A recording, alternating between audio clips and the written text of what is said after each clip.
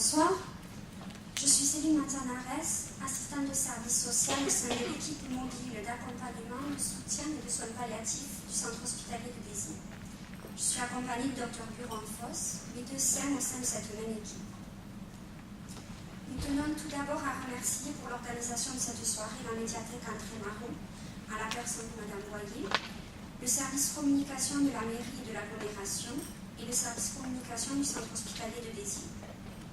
Sont également présents les membres de l'équipe, médecins, infirmières, psychologues et secrétaires.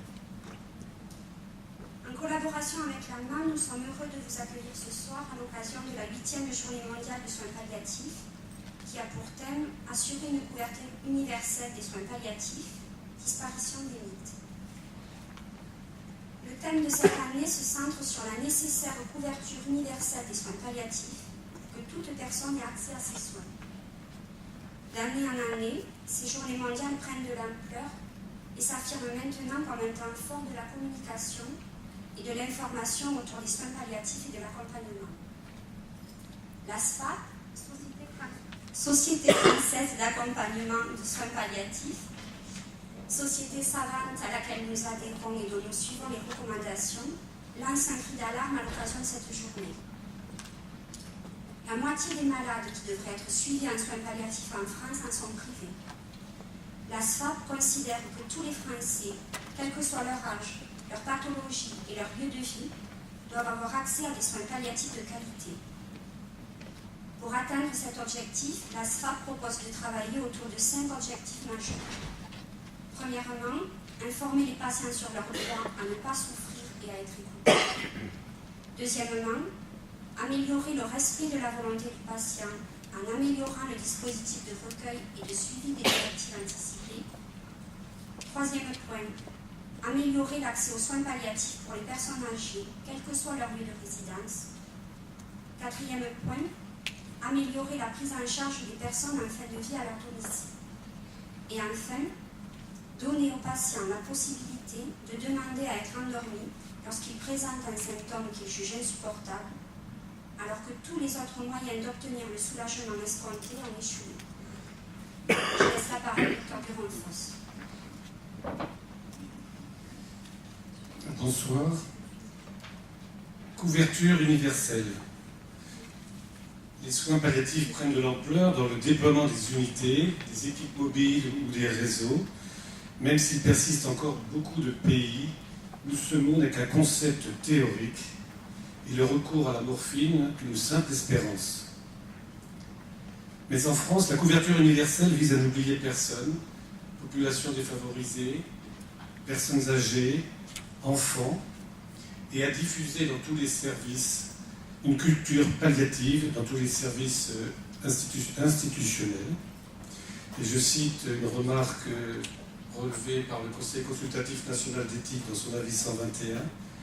Il y a encore beaucoup à faire pour instaurer une écoute véritable, une attention à la douleur et aux souffrances des malades. Pour le grand public, des publications, des débats de société, des films abordent régulièrement le thème de la fin de vie.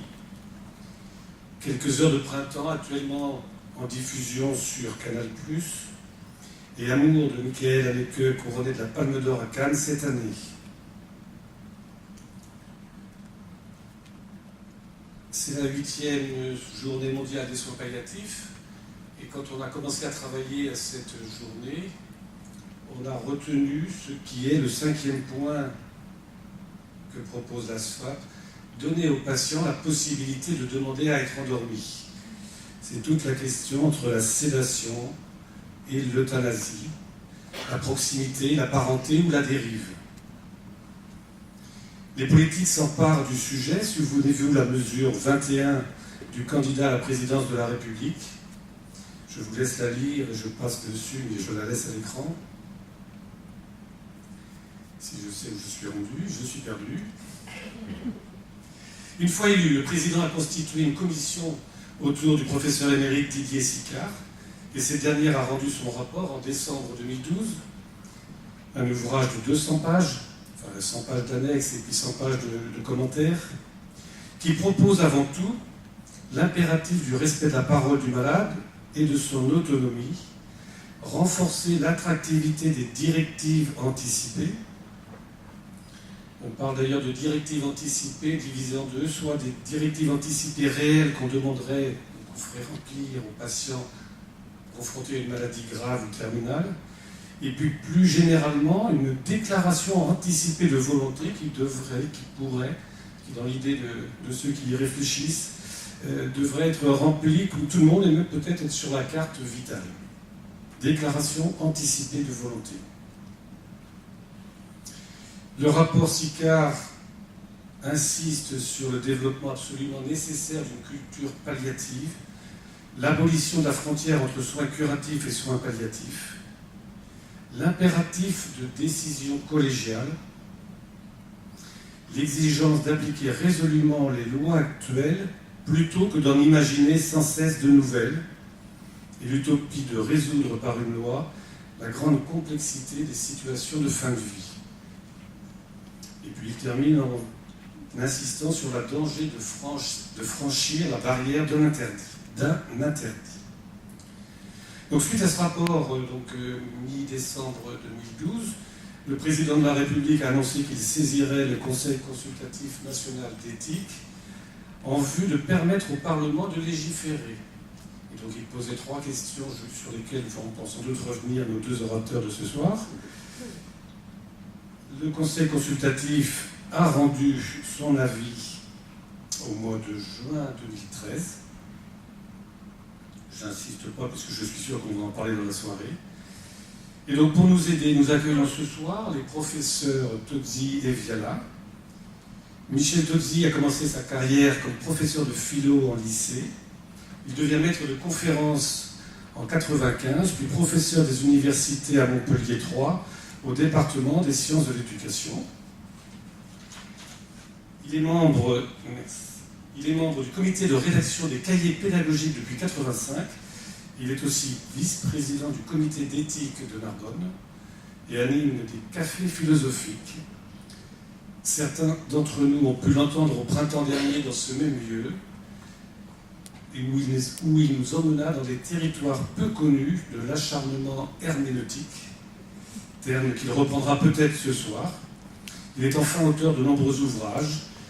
Donc nous l'écouterons dans une deuxième partie. En premier temps, ce sera le professeur Viala, qui est lui spécialisé en droit de la santé. Il propose des formations et des masters en droit et gestion de la santé à l'université de Montpellier, dans 2 spécialités, droit des établissements de santé et droit international et comparé de la santé. C'est compliqué, même moi j'ai du mal à tout comprendre ce que j'écrivais, mais je vous laisse à l'écran pour que vous puissiez aussi vous en imprégner. Enfin, il participe à la réflexion au sein de plusieurs comités d'éthique, dont le comité de déontologie et d'éthique de l'INCa, l'Institut national du cancer. Et il a dirigé plusieurs ouvrages dans les grandes décisions du droit médical en 2009, jurisprudence du secteur social et médico-social en 2012, et publie cette année en collaboration avec Éric Martinez, ancien directeur au CHD, qui a transmis ses amitiés que je lui retransmets, car j'ai passé un bon moment avec lui quand il était à l'hôpital de Béziers. Ils viennent donc de publier les grandes décisions, les grands avis du Comité consultatif national d'éthique. Ça a l'air d'être un pavé qui vient de sortir. 800 pages simplement, finalement. On n'a pas dépassé le million, non 10 000. Voilà, nous les remercions de nous éclairer. Après les exposés, donc ils interviendront chacun une demi-heure chacun, on essaiera de les contenir, mais ils vont se contenir tout seuls, carrément. Une demi-heure chacun, et puis ensuite, ouverture en questions-réponses. La MAM nous oblige à terminer à 20h30, si j'ai bien compris, donc on a tout ce temps et toute cette soirée. Merci d'accueillir le professeur Viala. Voilà.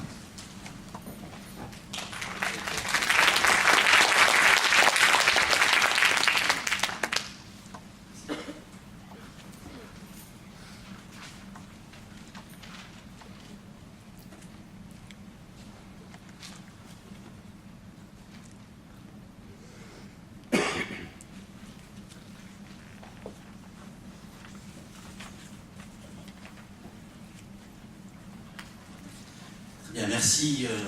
Je vérifie que la caméra soit en place parfait. Merci de m'accueillir dans vos réflexions. Et au risque de vous surprendre, puisque j'ai déjà été présenté, je vais passer sur cet aspect-là. Je suis juriste, mais je n'ai aucune certitude. Je n'ai aucune certitude, surtout quand on aborde ces questions. Alors c'est périphrases euphémiques, hein, fin de vie, fin de la vie, euthanatos, moi je dis mort aussi, parce que je ne crois pas que ce soit un gros mot. Je fais partie de cette génération d'enfants de cœur nés au XXe siècle qui ont vu des morts dans leur jeunesse, et j'aimais bien ça parce que ça rapportait pas mal des traînes, beaucoup plus que les mariages, et que personnellement je préférais faire les gens dans la peine que les gens dans la gaieté parce qu'ils sont plus généreux.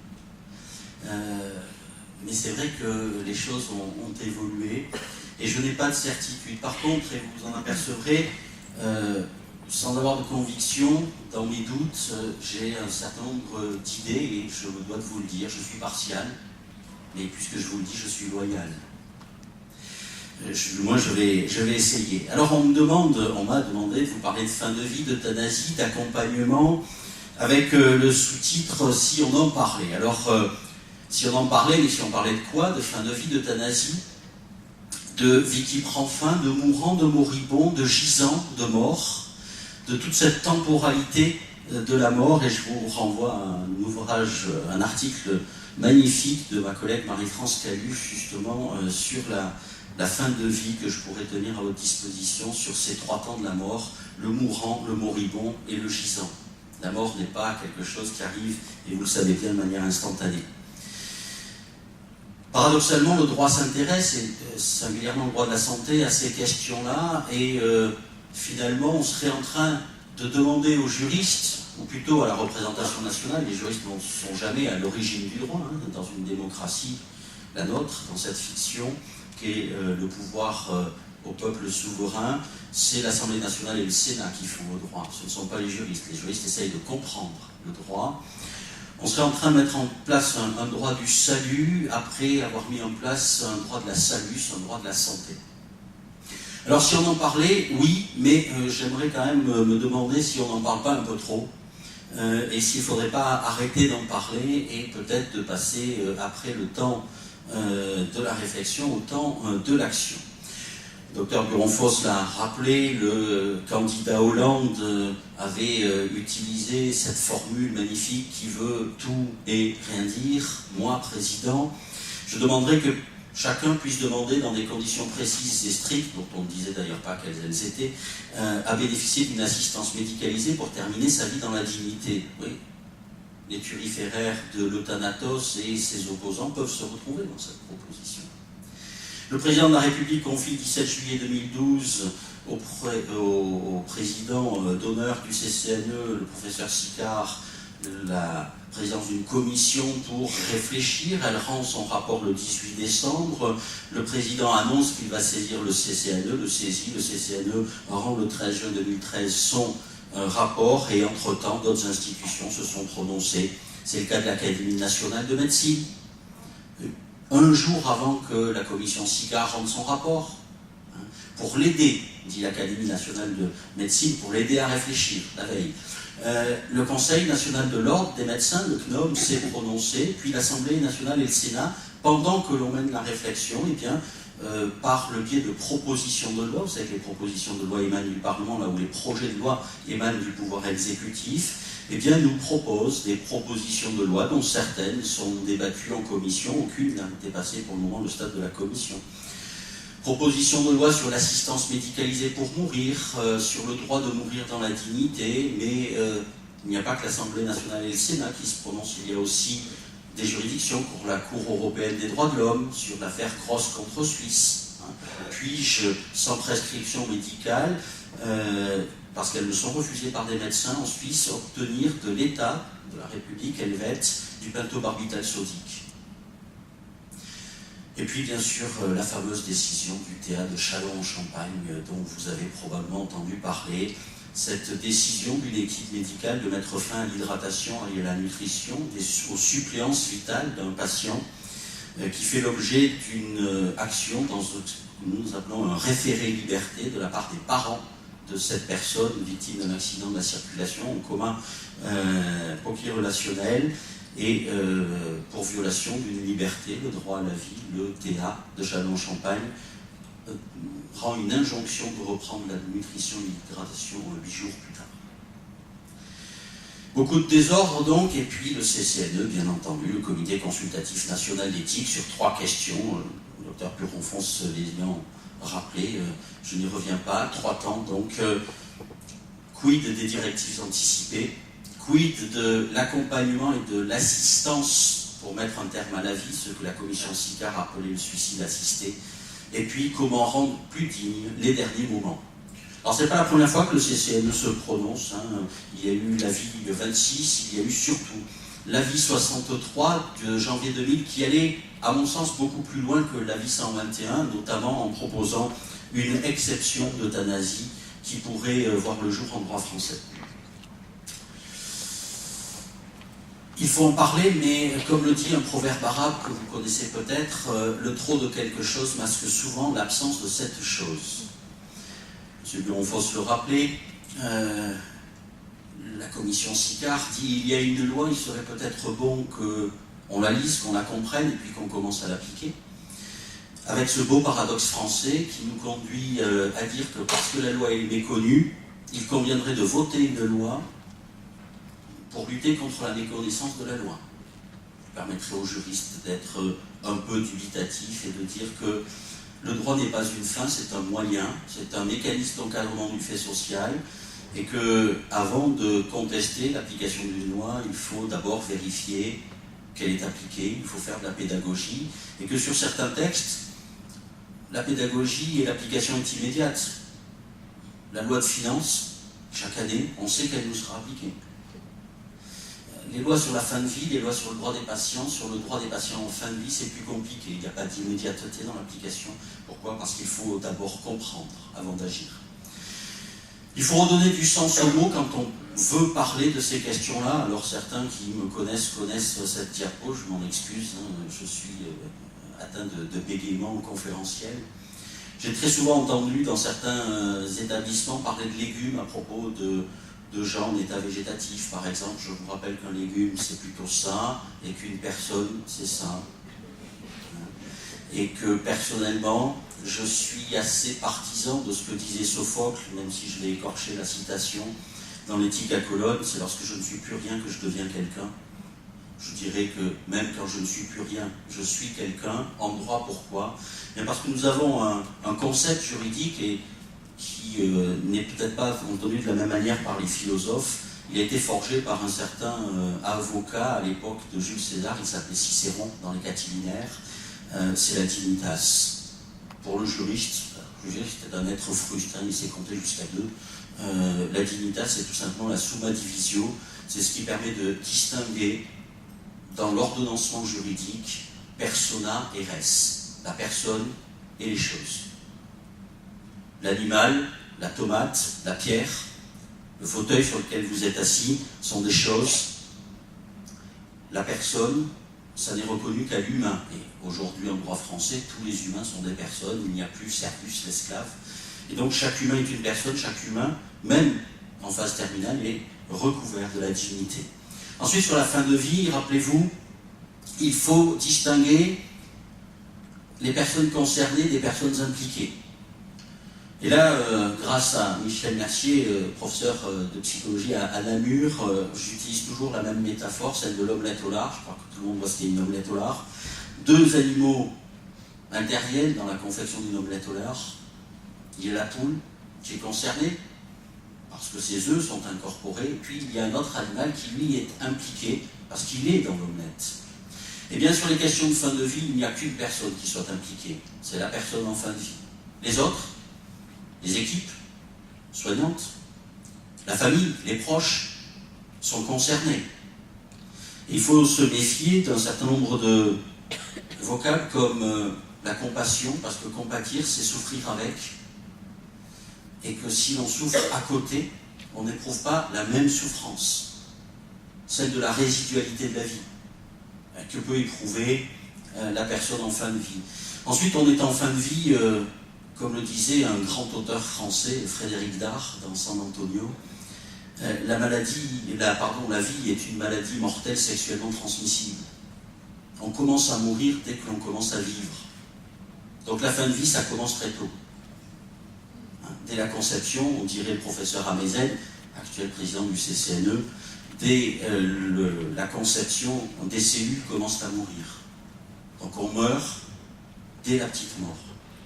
Symboliquement intéressant. Encore dans le symbole, souvenez-vous de ce qu'il advint d'Asclépios, le dieu de la médecine. Vous savez, le fils d'Apollon et de Coronis, né de la première césarienne post-mortem, parce que Coronis avait quelques faiblesses pour un autre mortel, et soit Artémis, soit Apollon lui décocha une flèche, elle meurt, et sur le bûcher, on sauve l'enfant qu'on confie au centaure Chiron.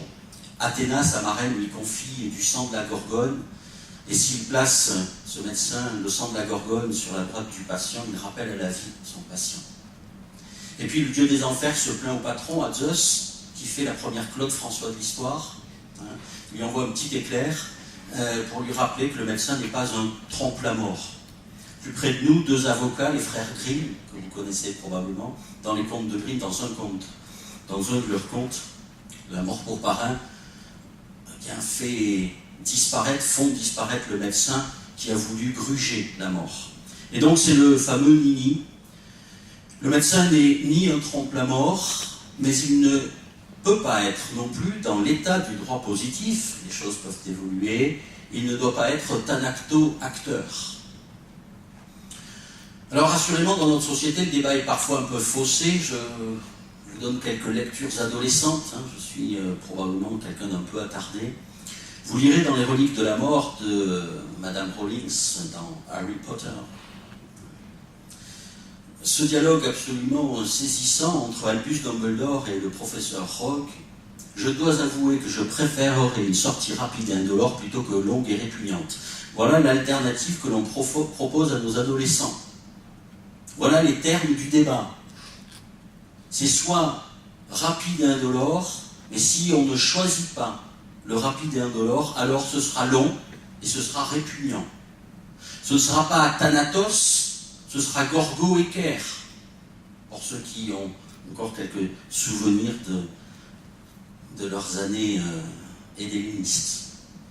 Alors on voit où nos parlementaires puisent parfois leur inspiration, rapide et indolore, 2 propositions de loi sur l'assistance médicalisée permettant par un acte délibéré une mort rapide et sans douleur. Harry Potter est devenu parlementaire. Un oubli un petit peu aussi d'un certain nombre de nos acteurs de santé, de nos médecins. Je ne fais pas de prosélytisme, bien entendu. Dans un des évangiles, l'évangile de Luc, on trouve au chapitre 10 la parabole du Samaritain. Après que le sacrificateur et le lévite soient passés à côté du blessé qui geint et qui saigne, eh bien on a le Rome, n'en déplaise à Emmanuel, on a le Rome de l'époque, le Samaritain, Rome, ville éternelle, vous l'orthographiez comme vous voulez. On a le Rome, le Samaritain s'arrête, il fut ému de compassion, il banda ses plaies, curation, curatif, curare, il le soigne. Il banda ses plaies en inventant l'oléothérapie et l'eunothérapie, en y versant du vin et de l'huile, et puis il prit soin de lui. Eh bien, toute l'ambivalence de ce que l'on attend du soignant, elle est là, à la fois un acte curatif, mais aussi un acte de prendre soin. Alors, la politique du Caire, ça n'a pas été inventé à La Rochelle, j'en suis désolé, c'est déjà dans l'évangile de Luc. C'est déjà dans ce tableau de Picasso, avec une question, est-ce que ces 2 acteurs, celui qui a un acte technique et scientifique, ce médecin en redingote, qui a un dispositif médical dans la main, une montre, et qui prend le pouls de la patiente et puis qui lui tourne le dos, il n'a pas vocation à la regarder, parce qu'il soigne un organe. Et puis il y a la sœur de charité, chère à Hugo, parole de mon oncle, cette sœur de charité qui elle prend soin. Est-ce que ça ne pourrait pas, est-ce que ça ne devrait pas être une seule personne et non pas 2? Parce que si l'on revient à l'étymologie, soigner, là où on nous dit que thérapeutique, aujourd'hui dans le dictionnaire de l'Académie de médecine, c'est une branche de la médecine qui est destinée à guérir les gens. Là, si on revient encore une fois au grec, thérapeutikos et thérapeuen, c'est pas guérir les gens, c'est prendre soin d'eux. Et quand je suis thérapeute, je ne suis pas seulement un auteur d'un acte technique. La séparation, elle est bien trop radicale entre soins curatifs et démarches palliatives. Le rapport Penser solidairement la fin de vie le dit. Mais en même temps, il dit autre chose. On ne peut pas tout résoudre par le soin palliatif. Le contexte, c'est bien entendu le contexte d'une mort refoulée, tant au sens propre, par la médicalisation de la mort et l'hospitalisation de la mort, au sens propre, mais au sens figuré, par les périphrases euphémiques, on ne dit plus mort, on dit fin de vie.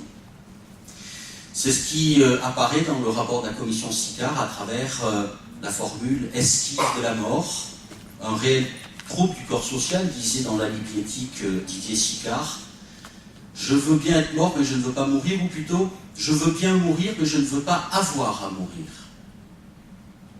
Je ne veux pas avoir à mourir, et donc je ne me réfère plus au médiateur d'antan, la religion, la philosophie, je me réfère au nouveau médiateur qui est l'explication de tout aujourd'hui, c'est-à-dire la médecine, et je lui confie ma vie et ma fin de vie et mon mourir.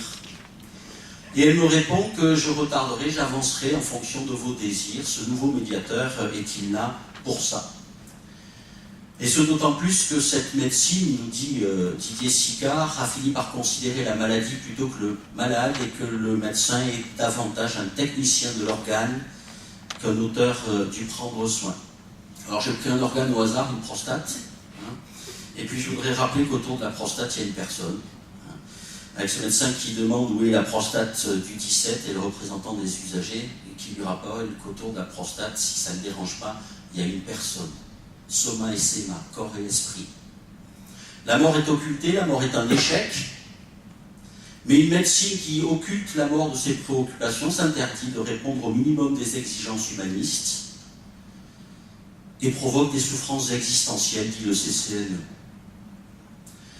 Glissement sémantique, très rapidement, je rappelle que, je l'ai dit tout à l'heure, la mort en grec, hein, c'est thanatos, mais ceci, gorgo et ker, c'est pas le même mot. Thanatos, c'est un mot masculin pour dire la mort de l'épopée, la mort du guerrier. C'est un mot qui ne parle pas de la mort dans la souffrance, la putréfaction et la maladie. Non, c'est Brad Pitt dans le 3. C'est plutôt sympa.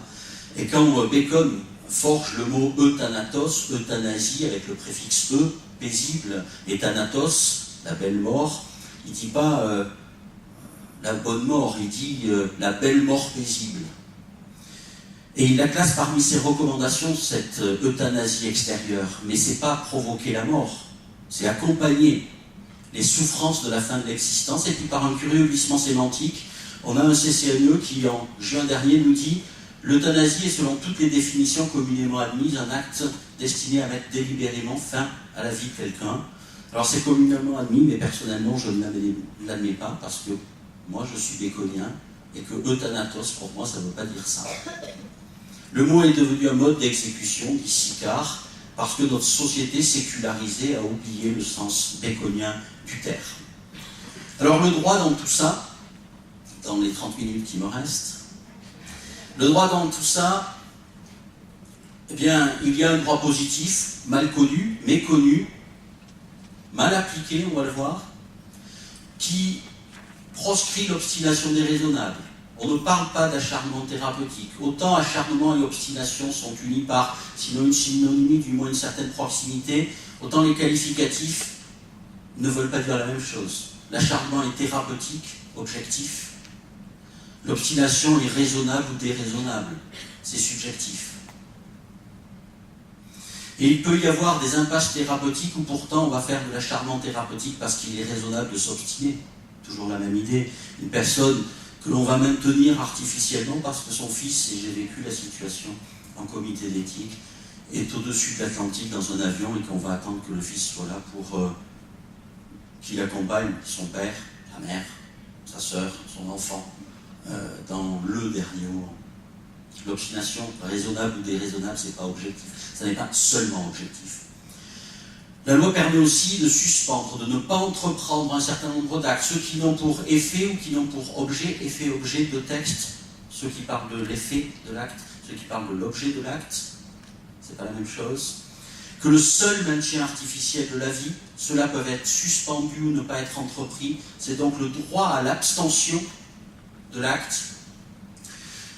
Le droit impose aussi de soulager, non pas la douleur, mais la souffrance d'une personne, même en pratiquant un traitement qui peut avoir pour effet secondaire d'abréger sa vie. C'est le droit d'abréger la vie, à condition de ne pas vouloir l'abréger. Le droit dit aussi, il y a un interdit absolu, encore, qui est de ne pas provoquer délibérément la mort. Je passe sur ça. Le droit dit aussi que tant qu'elle est capable d'exprimer sa volonté, il n'y a qu'une seule personne légitime à décider, c'est la personne elle-même. Et que sa volonté doit être respectée. L'est-elle? Et puis lorsque la personne n'est pas à même d'exprimer sa volonté, eh bien, on peut arrêter, on peut suspendre, on peut ne pas entreprendre des traitements inutiles, disproportionnés ou n'ayant d'autre effet ou objet que le maintien artificiel de la vie, à condition que la décision ne soit pas opaque, qu'elle soit transparente. Transparaître, voir à travers. Prétexte, une procédure. Une procédure, mais pas une décision. Une procédure collégiale, pas une décision collégiale. La décision est celle d'un médecin. La procédure, elle n'est pas opaque et elle est collégiale. Elle est définie et bien décrite dans un texte du Code de déontologie médicale, R4. J'essaye de ne pas vous asséner les textes. R4127-37, deuxièmement. Il faut une concertation avec l'équipe de soins si elle existe. Existait-elle aux urgences de Bayonne? Non, répond le docteur Bonnemaison, il n'y a pas d'équipe. Je suis tout seul. Mais c'est à Bayonne, c'est pas en France, ça rassure. Concertation avec l'équipe de soins d'une part, concertation avec un collège de pairs, de médecins. Et ensuite, non pas une concertation, mais une consultation de tiers n'entrant pas dans la prise en charge. Bien sûr, la personne elle-même, par ses directives anticipées, si elles existent, mais aussi l'avis pré, pair et post de la personne de confiance, de la famille à défaut d'un proche. Il ne s'agit pas d'associer la personne à la décision, la famille ou les tiers à la décision, non, c'est d'abord dire « nous envisageons un arrêt ». Pré. Une fois que l'on a prévenu qu'on a envisagé un arrêt, une suspension de traitement, les consulter. Et post, une fois qu'on a pris sa décision, leur dire quelle a été la décision prise. Donc c'est pas dans les détours d'un couloir qu'on va demander aux gens leur avis, c'est avant, c'est pendant et c'est après qu'on les tient informés. Et c'est ce qui a valu la sanction du théâtre Chalon, dans l'affaire que j'évoquais. On décide l'arrêt de la nutrition et la limitation de l'hydratation et on a consulté l'épouse. Oui, mais l'épouse, elle est membre de la famille, elle n'est pas la famille. Les parents avaient le droit d'être informés. Les frères, la fratrie avaient le droit de l'être. Donc il y a des procédures, elles sont mal connues, mais je rappelle que nemo sensetur ignorare legem.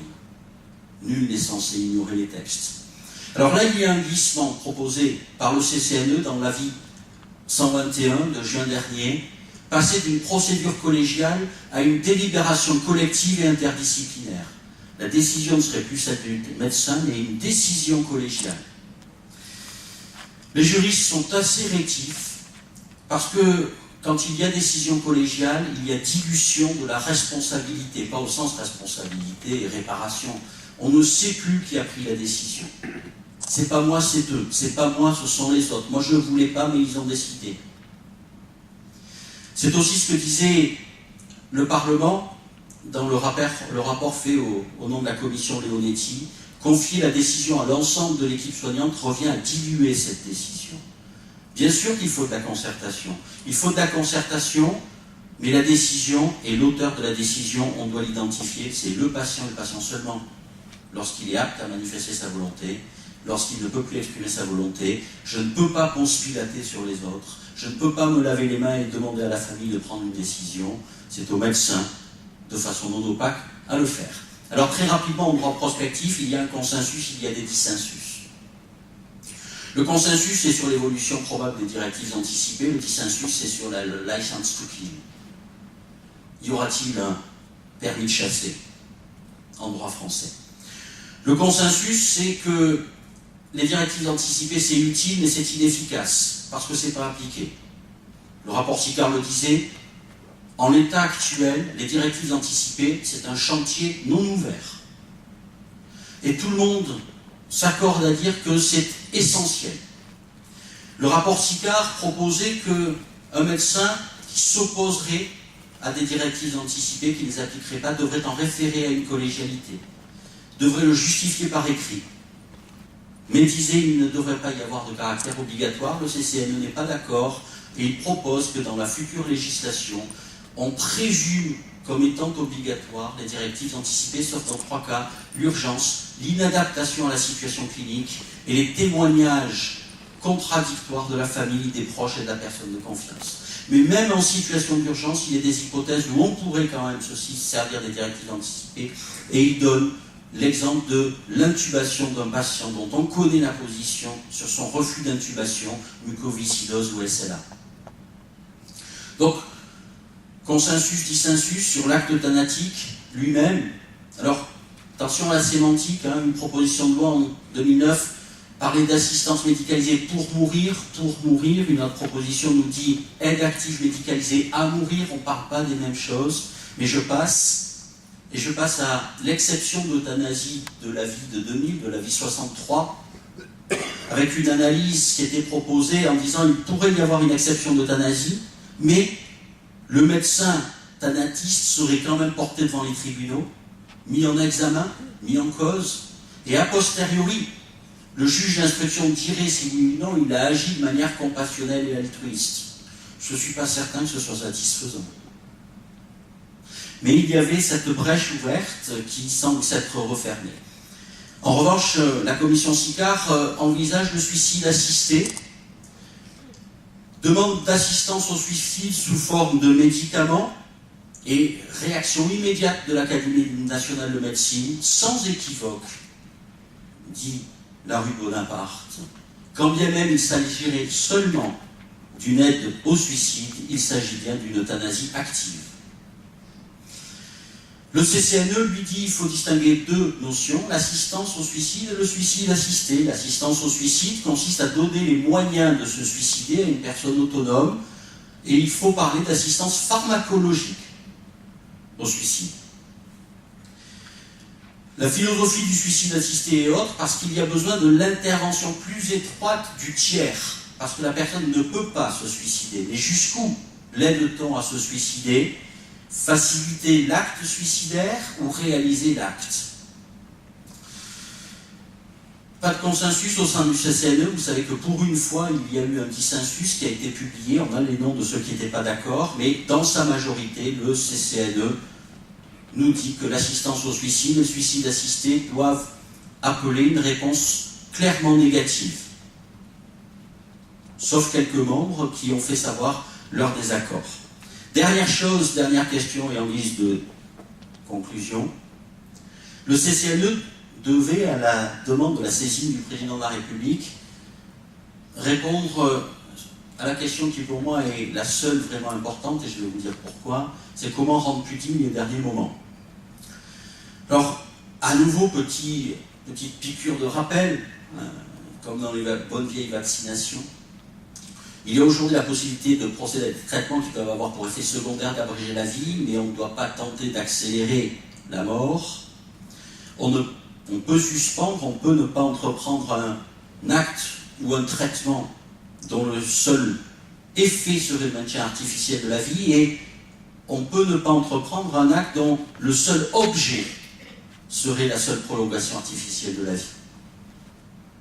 L'acte est déjà entrepris, il a pour effet de maintenir artificiellement, on peut arrêter, il a pour objet, on ne va pas le faire.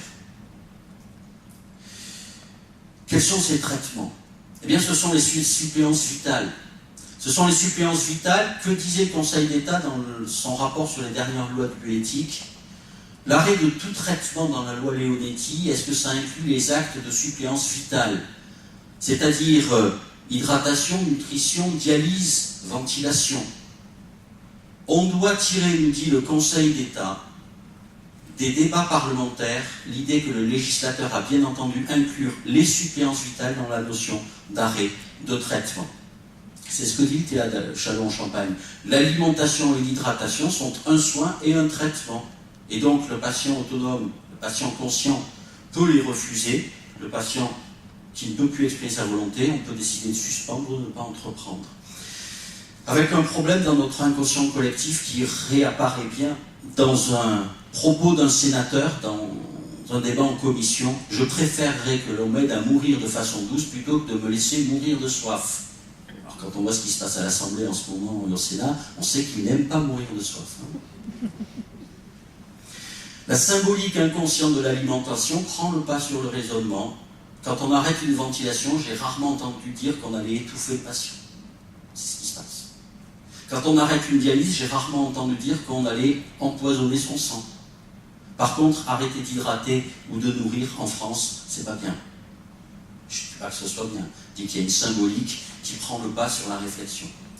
Il faut accompagner quand on arrête les traitements, en sauvegardant la dignité du mourant, en assurant la qualité de sa fin de vie. Laissez-moi parler occitan, mais dès qu'ils à quoi, hein. C'est quoi donc la qualité d'une vie qui prend fin quand on a arrêté hydratation, nutrition? Surtout, l'article 38 du Code de déontologie médicale, le médecin, pas l'infirmier, pas l'aide-soignant, pas l'assistant social, pas le bénévole. Non, le médecin doit être assuré par des soins. Ce sont des soins. Thérapeutiques et thérapeutiques. Hein. Curatifs et prendre soin. Par des soins et des mesures appropriées, la qualité d'une fin de vie. On continue à soigner, non pas pour guérir, mais pour assurer la qualité de la vie. Lorsque l'arrêt de traitement est décidé, le médecin, même si la souffrance ne peut pas être évaluée, même si la souffrance n'est plus évaluable, le médecin doit mettre en œuvre des traitements, notamment antalgiques et sédatifs. Il ne faut pas légiférer à nouveau. C'est déjà permis, la sédation terminale. C'est dans les textes. Appliquons les textes. Et pour les appliquer, il faut les connaître. Le Conseil d'État le dit bien en 2009, on ne peut arrêter les traitements vitaux que si l'on a la certitude de la dispensation simultanée de soins palliatifs, notamment sédatifs, mais pas exclusivement, permettant d'empêcher le surcroît de souffrance qui peut en résulter. C'est déjà dans les textes, c'est déjà dans les analyses. Le rapport Sicard ne s'en contente pas, je vous rassure, hein, je conclus. Il faut permettre la décision d'un geste létal. Il serait cruel de laisser vivre et de laisser mourir. C'est pareillement cruel, dit le rapport Sicard, si on n'apporte pas la possibilité d'un geste accompli par un médecin accélérant la survenue de la mort, là où la loi actuelle dit on peut abréger la vie. Juste un petit tour par le dictionnaire de l'Académie française. Hein. Abréger, c'est rendre plus court, accélérer, c'est rendre plus rapide. C'est pas tout à fait la même chose. Lorsque la personne ne peut pas se suicider, la loi sur le suicide assisté, si elle était votée, dit le rapport Sicard, ne serait pas applicable, mais la médecine ne peut pas se considérer comme quitte et doit envisager un arrêt des supports vitaux accompagné de sédation. Oui, il n'y a rien de nouveau sous le soleil, c'est déjà possible. Le CCNE nous dit quand même que la distinction laisser vivre et laisser mourir, faire mourir et laisser mourir, c'est peut-être une belle distinction, mais qu'en pratique, c'est très ténu comme distinction. Et le CCNE rappelle qu'arrêter un traitement, c'est accélérer la survenue de la mort. Et donc que c'est déjà possible.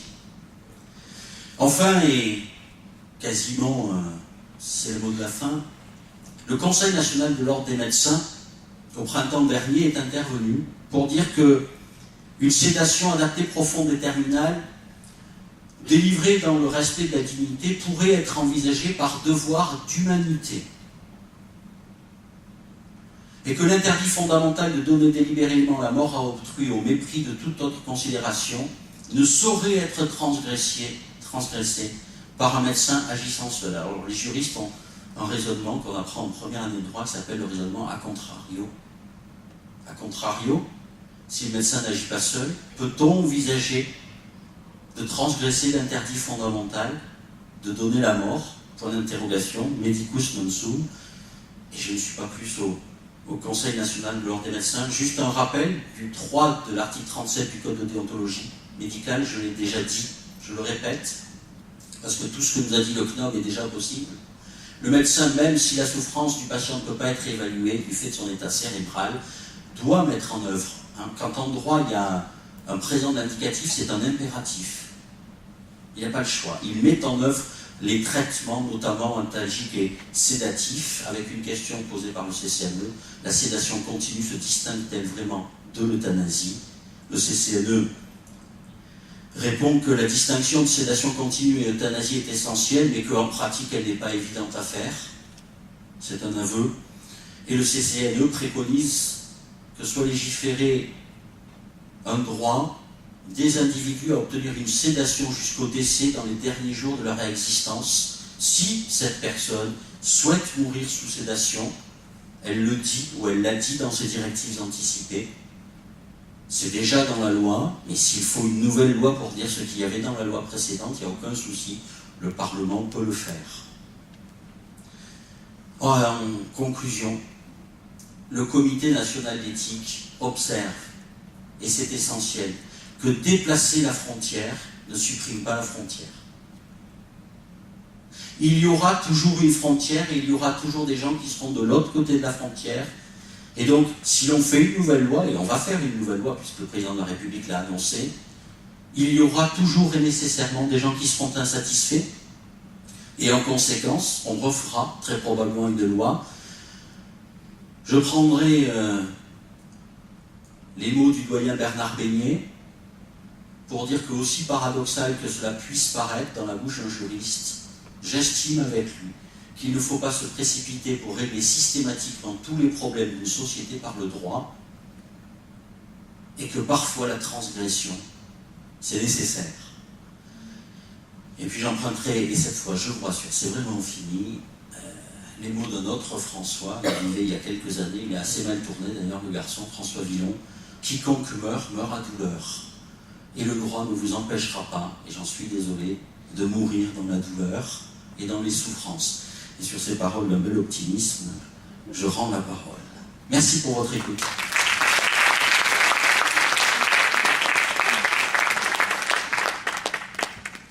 Ce qui est intéressant finalement dans les comités d'éthique tels qu'ils ont été pensés, c'est de faire en sorte qu'ils soient représentés l'ensemble des personnels soignants, c'est la moindre des choses, mais aussi un certain nombre d'autres partenaires, comme par exemple le représentant des usagers, des juristes, on vient d'entendre M. Viala, et des philosophes comme moi, si vous voulez. Et c'est important parce que l'acte médical se fait toujours dans un cadre législatif, réglementaire, avec aussi une jurisprudence. Il se fait aussi dans le cadre de déontologie, donc de la profession. Mais en même temps, il se fait en fonction d'un certain nombre de valeurs, d'un certain nombre d'éthiques qui sont beaucoup plus de l'ordre personnel que du problème du droit ou du règlement. Et c'est important pour ça qu'il y ait donc des philosophes, parce qu'en philosophie, on fait vraiment la différence entre le droit et l'éthique, si vous voulez. Le droit positif, c'est un ensemble de règles qui ont été donc légiférées soit par le Parlement, soit par les juges dans la jurisprudence, et donc qui ont force de loi, comme on dit dans la société. Mais la distinction fondamentale, c'est la distinction entre le légal et le légitime. C'est-à-dire qu'une chose peut être légale, c'est-à-dire juridiquement et en force de loi, mais apparaître comme totalement illégitime, par exemple du point de vue de l'éthique. C'était le cas d'Antigone, par exemple, qui voulait enterrer son frère, c'était interdit par Thèbes, par Créon, donc le roi de Thèbes, parce que le frère d'Antigone était l'ennemi donc de la cité, et elle l'a enterré malgré son oncle, et contre Créon, contre les lois de la cité. Donc le légal peut être illégitime, c'est un petit peu ça. La différence, si vous voulez, entre le droit et l'éthique. De la même manière, d'ailleurs, que le légitime peut être illégal. Ou inversement, que l'illégal peut être illégitime. Toutes les combinaisons sont possibles entre le légal et le légitime. Et là, précisément, la loi évolue très souvent, soit parce qu'il y a une évolution des mœurs, mariage pour tous, donc, par exemple, soit parce que des principes éthiques, comme par exemple la dignité, sont revendiqués pour faire évoluer par exemple l'usage du bois. C'est la proposition par exemple de l'association pour le droit de mourir dans la dignité qui au nom précisément d'un droit de mourir, comme l'indique dans son nom, qui lui semble éthiquement souhaitable, demande ou revendique une évolution de la loi, la considérant, bien que légale, comme illégitime donc de ce point de vue. Donc cette distinction est absolument fondamentale. Alors pourquoi les philosophes s'intéressent à ce problème de la fin de vie? 12 euphémismes, on a dit, pour le mot de mort, pour 4 raisons essentiellement, me semble-t-il. D'abord parce que la fin de vie ou la mort pose des problèmes précisément éthiques. Et que l'éthique, depuis dans l'histoire de la pensée occidentale, c'est un des champs fondamentaux de la philosophie, au même titre que la métaphysique, ou l'épistémologie, ou l'esthétique. Et donc, les philosophes sont donc convoqués par toute leur réflexion sur la question des valeurs, sur la question du bien et du mal. C'est la même chose concernant, par exemple, la bioéthique, qui est une partie de l'éthique appliquée au problème de la vie, et en particulier la bioéthique humaine, puisqu'il existe aussi une éthique concernant l'environnement, l'éthique de l'environnement, et la terre-à-terre des droits, par exemple, ou une éthique animale. En droit français, si j'ai bien compris la distinction entre personnel et res, l'animal est une chose. C'est une chose.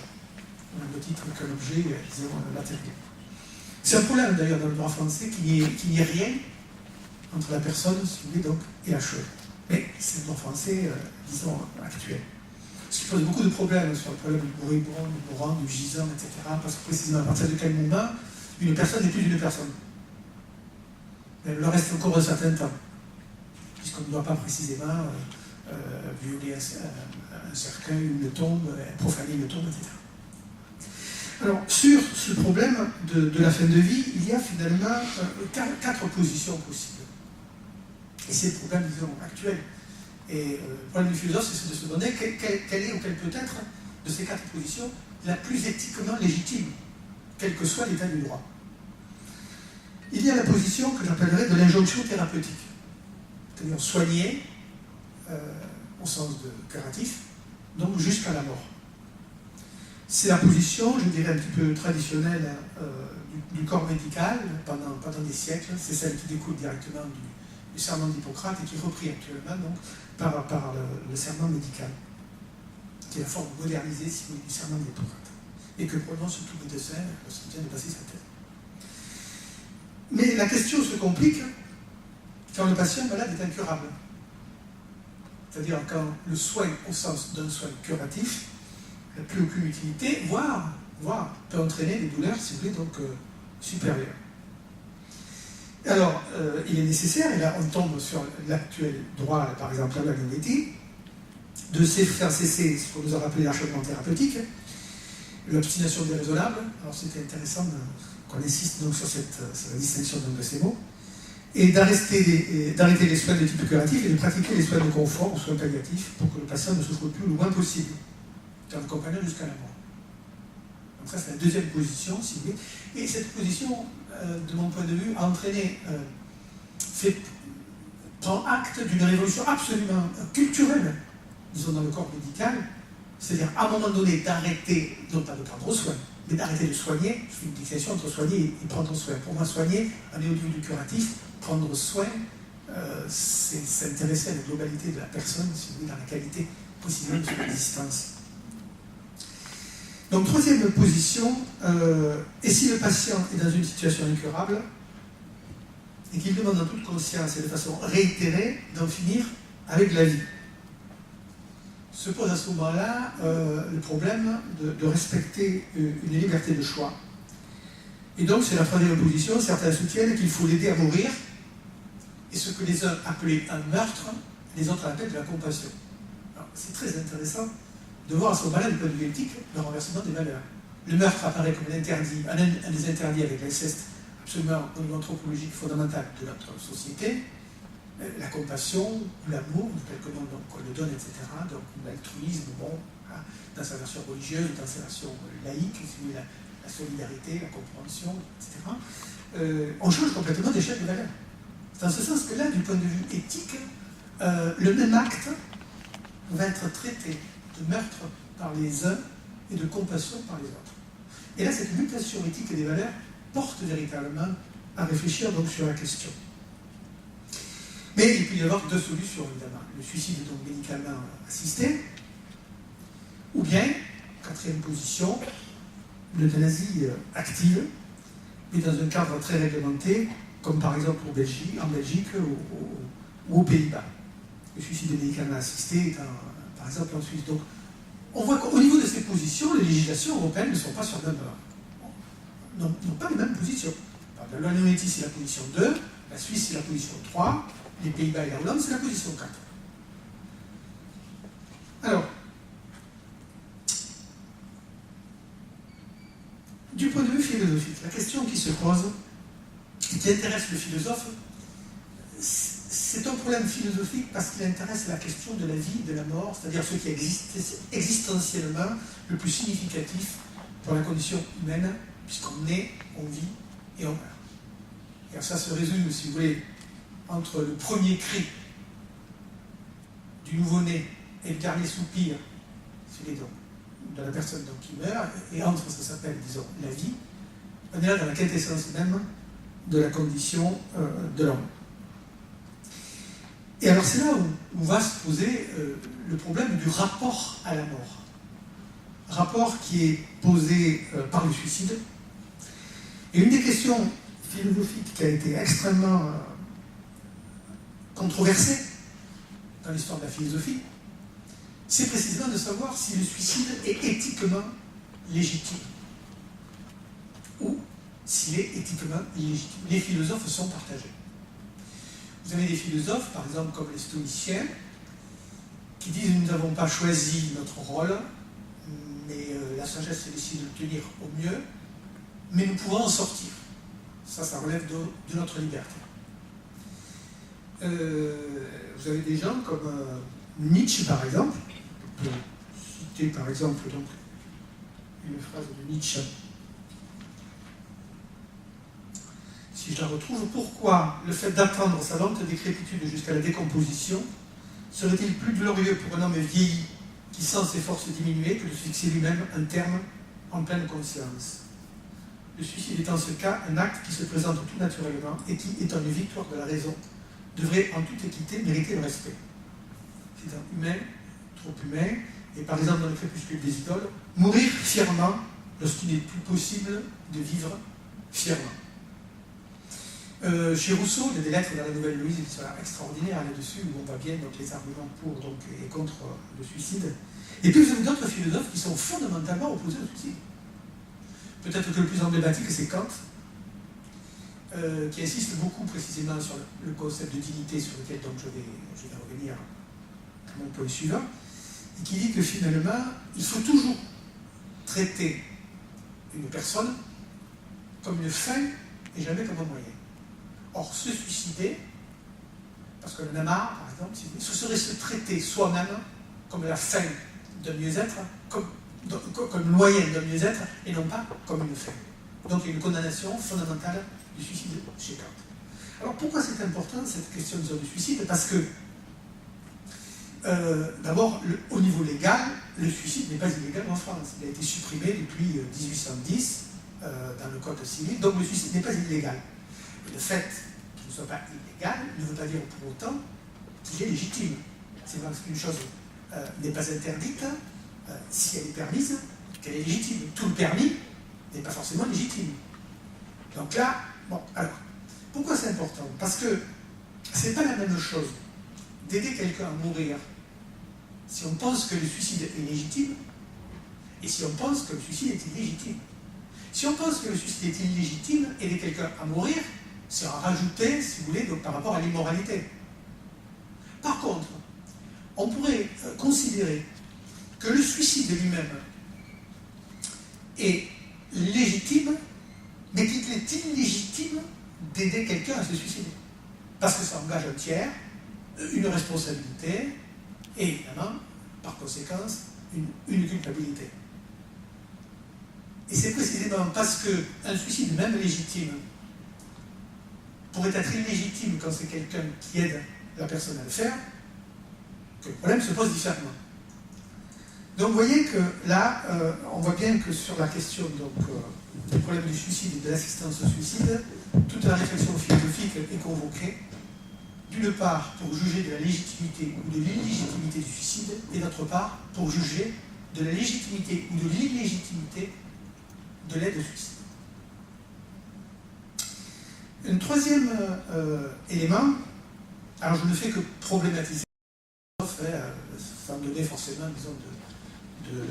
disons, de solution, pour aider à réfléchir. C'est une question de toute façon qui est extrêmement difficile, où le droit balbutie, essaye tant bien que mal d'arriver à trouver des solutions qui sont forcément quelque part imparfaites, parce que légiférer, c'est toujours déplacer la frontière, comme on l'a dit, je ne peux pas rappeler ce qui a été dit, et donc de toute façon la frontière demeure quelque part, et la transgression demeure aussi.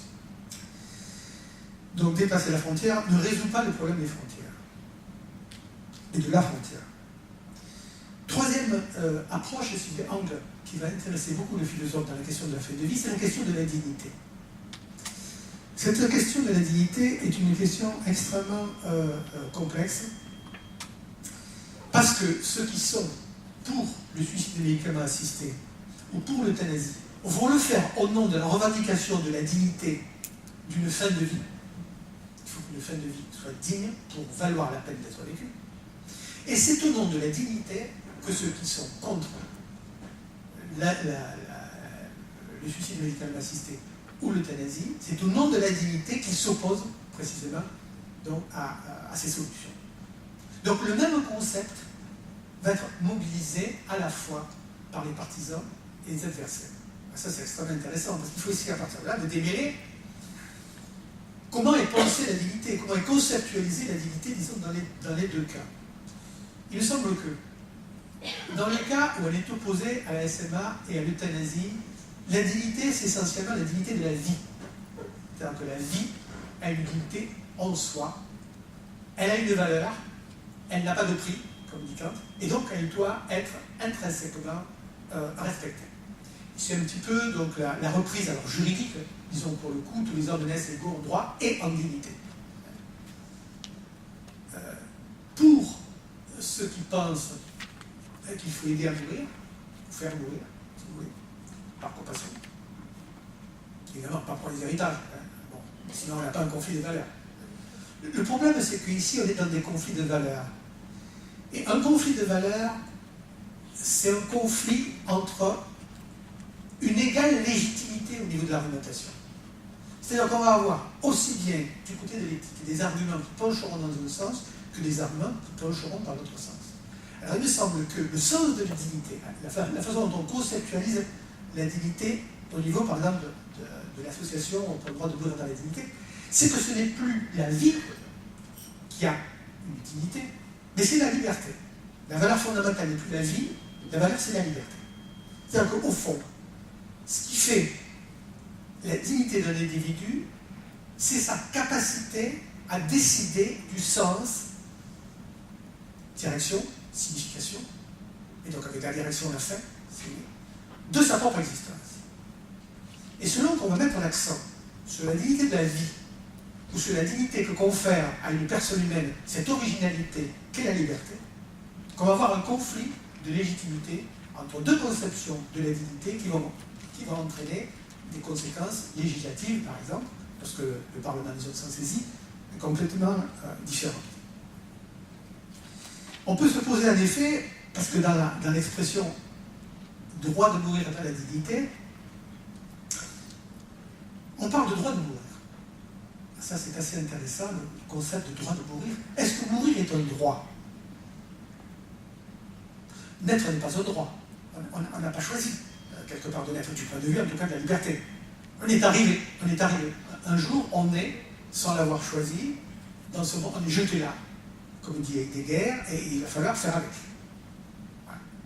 Alors, dans une conception religieuse, on peut penser, évidemment, que cette vie nous a été donnée, par l'intermédiaire, par exemple, de nos parents, qu'elle nous a été transmise, ce qui va fonder dans l'argumentation que quelque chose qu'on nous a donné, on ne peut pas forcément le reprendre, puisque ça ne nous appartenait pas, si vous voulez, même si ça nous a été donné.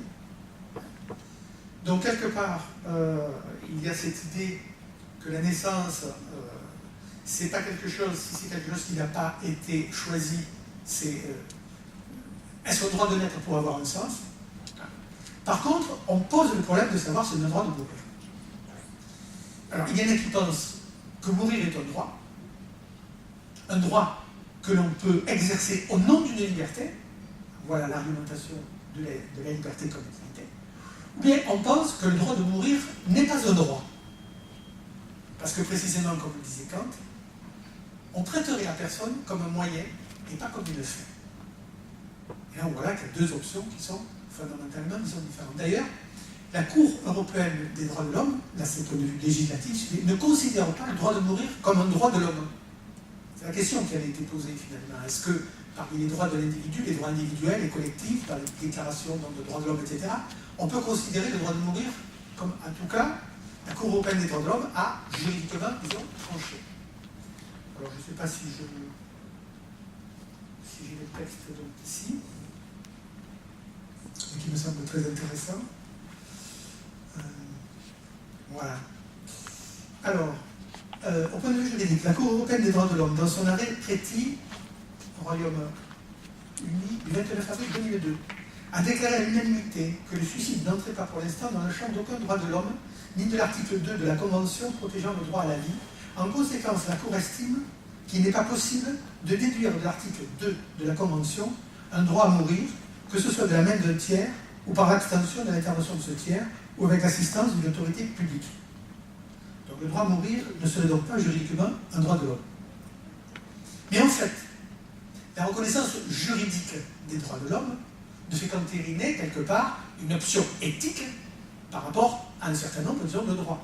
C'est-à-dire qu'on reconnaît donc ces droits et on les légifère pour qu'ils soient vraiment reconnus juridiquement comme ayant force de loi. Et comme je vous disais, ça ne résout pas pour autant le problème éthique, puisque quelque chose qui n'est pas reconnu légalement ou qui est illégal peut être éthiquement donc légitime.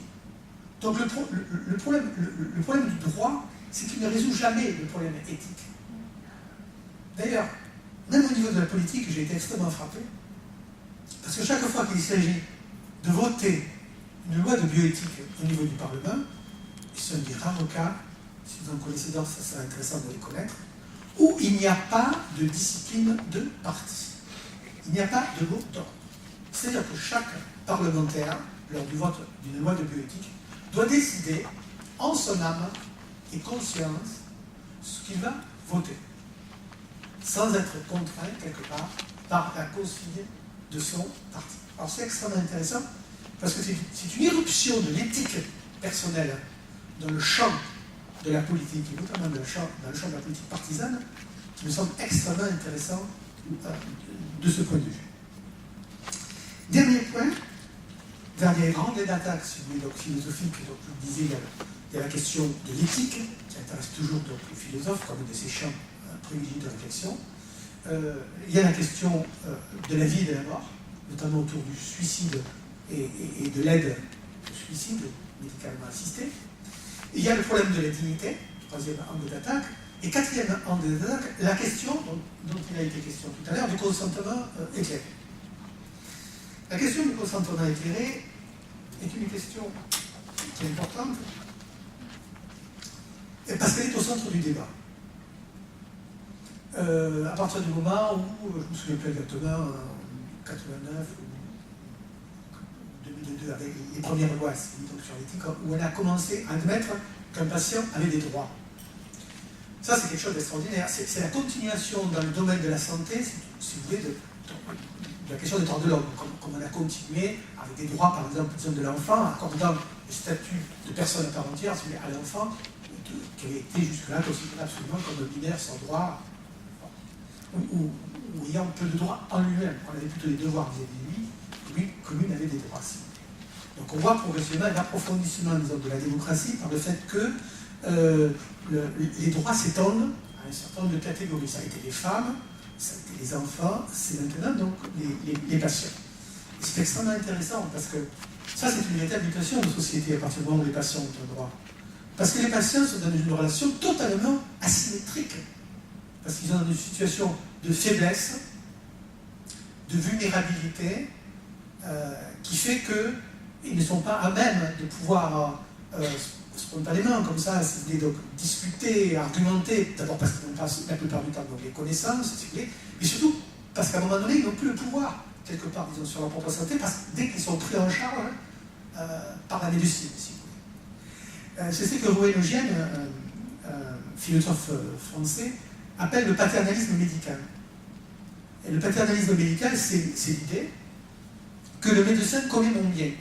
C'est-à-dire qu'au fond, je m'en remets sur le bien qui me concerne, sur ma propre personne, à un tiers, à quelqu'un d'autre. Évidemment, vu de l'aspect positif, c'est la confiance qu'on a évidemment en son médecin pour qu'il nous aide. Alors, on a besoin, quelque part. Mais ce faisant, quelque part, on se met dans une situation, nous dit Rouen Eugène, de dépendance. Cette situation de dépendance nous met dans une relation qui est asymétrique. Et j'ai discuté donc avec M. Delac tout à l'heure, le professeur Delac, qui nous disait finalement qu'il y avait maintenant un droit de la santé parce qu'un certain nombre de concepts, par exemple dans le contrat, dans le droit des contrats des obligations, si vous voulez, bon, vous achetez un acheteur et un vendeur, eh bien, on les suppose à égalité, si vous voulez, donc de liberté contractuelle. Tandis que dans le cas du médecin, si vous voulez, et de son patient, les choses sont tout à fait différentes, puisqu'il y a une asymétrie, quelque part, disons, des besoins, à cause de la vulnérabilité, quelque part, du patient. Et donc, passer d'une relation paternaliste, au sens de Rouen Eugène, à une relation plus horizontale, plus du type de, alors je ne sais pas comment l'appeler, de l'alliance, si vous voulez, ou oui, quelque chose qui est un peu le contrat de soins, quelque chose comme ça, si vous voulez. Ça, c'est une révolution très, très importante, et aussi une révolution culturelle dans le corps médical, qui a toujours un pouvoir institutionnel qui lui est donné au nom de la société et que lui confère aussi le patient. Donc cette notion de consentement, elle est extrêmement intéressante parce que consentir, ce n'est pas simplement assentir. Le consentement n'est pas simplement l'assentiment. L'assentiment, c'est je suis d'accord, mais je me laisse faire en fait. Je mets ma vie ou ma maladie dans la main, dans les mains donc de quelqu'un d'autre. Dans le consentement, j'assume quelque part ce que l'on me propose. Et c'est là où est réintroduite précisément cette conception de la dignité dont je parlais tout à l'heure, de la question de la liberté.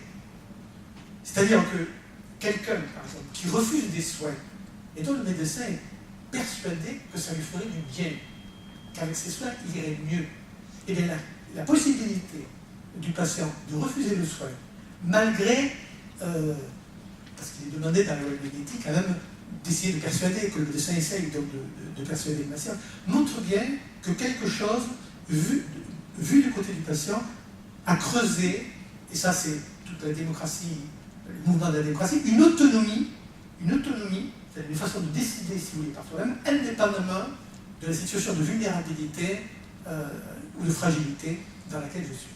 C'est-à-dire qu'au cœur de la vulnérabilité, il reste quand même, et fondamentalement, une liberté.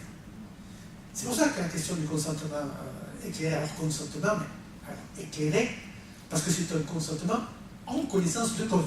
Ce qui suppose évidemment, mais ça c'est le problème des médecins, une information, de ne pas utiliser de mots techniques, d'être pédagogue. Voilà. Le gros problème de la médecine, c'est d'arriver à être pédagogue, ce qui n'est pas évident, avec le jargon, puis manque de temps, il y a tout ça qui joue actuellement, si vous voulez, donc dans la difficulté d'avoir une relation à l'écoute, quelque part, donc, du patient. Donc cette histoire de consentement, elle est fondamentale. Parce que ça veut dire que, quelque part, si le consentement, c'est une expression de la liberté directe, si le patient est conscient, liberté indirecte par ses directives anticipées, ou déléguée par la personne de confiance, on voit que là, cette notion est extrêmement importante au point de vue, disons, philosophique, parce que c'est quelque chose qui est relativement nouveau dans l'histoire de la médecine et dans la façon dont on peut aborder, quelque part, l'éthique médicale. Voilà, si vous voulez, un petit peu donc, ce que je voulais dire. Alors, j'ai une deuxième partie que, évidemment, donc, je ne ferai pas, mais qui était de faire un peu l'inventaire, du point de vue éthique, de tous les arguments Ça, je peux l'envoyer à la médiathèque, on peut le mettre sur le site. Je ne sais pas si Emmanuel est encore là, ça, je pense qu'on peut le mettre sur le site. Pas de souci. J'ai à peu près équilibré en nombre de pages, si vous voulez, je dois avoir 2 pages et demie de pour et 2 pages et demie de contre. Et j'ai essayé de faire l'inventaire de l'argumentation dont on vient d'entendre un argument avec l'intervention précédente. À savoir, c'est pas la peine de faire une autre loi quand il y a déjà tout ce qui est satisfaisant dans la loi. C'est-à-dire dans ce qu'on voudrait ajouter à la loi, ça y est déjà. Donc d'une certaine manière. Bon, en ce sens, c'est une prise quelque part aussi, disons, de position. Donc j'ai essayé de relever tous les arguments qui, du point de vue éthique, plaidaient en faveur du maintien, de l'approfondissement, de l'information, de la véritable application, de l'augmentation du nombre de lits, d'équipes de soins palliatifs au niveau des moyens matériels, etc. Donc voilà, qui militerait dans le sens de, avant de faire d'autres lois, commençons par appliquer une loi qui finalement peut être très bien faite, surtout avec des ouvertures donc, qui peuvent être faites soit par l'ordre des médecins le 8 février, sur l'avis du 8 février, soit par le communiqué consultatif ou le rapport SICA. Faut-il une autre loi pour ça? Je ne sais pas, à partir du moment où il y a le concept de sédation terminale, ça commence à devenir très mince, aussi mince qu'une affiche, comme si on essayait de passer entre l'affiche et le mur. La sédation. Je comprends très bien la distinction. La distinction, c'est j'augmente la dose de manière à ce que le malade reste dans un maximum de confort, je lutte au maximum contre la douleur, mais je lutte pour son confort, je ne lutte pas pour la mort, pour le faire mourir. Mais je sais que passer un certain nombre de doses, avec le double effet, arriver à une certaine dose, ça va entraîner la mort. Alors évidemment, on donne la mort sans l'intention de la donner.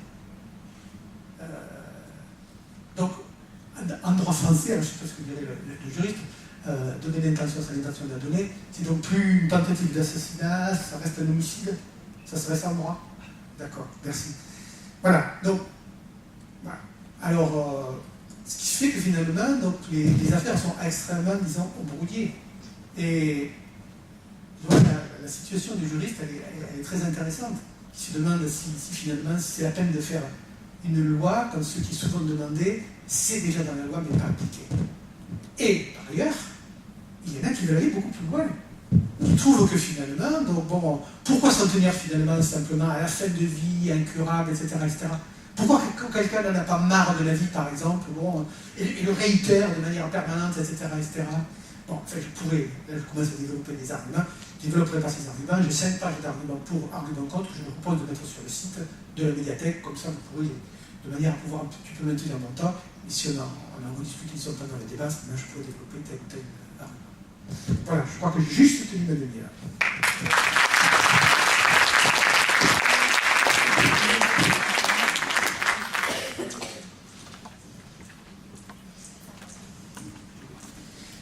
Voilà, nous avons entendu les points de vue de nos 2 orateurs, philosophes et juristes. C'est le 3e temps, c'est votre temps de parole. Donc, des micros sont à votre disposition, là, des 2 côtés. Voilà, il y en a un là. Et le deuxième vient d'arriver. C'est des questions? Personne ne se lance?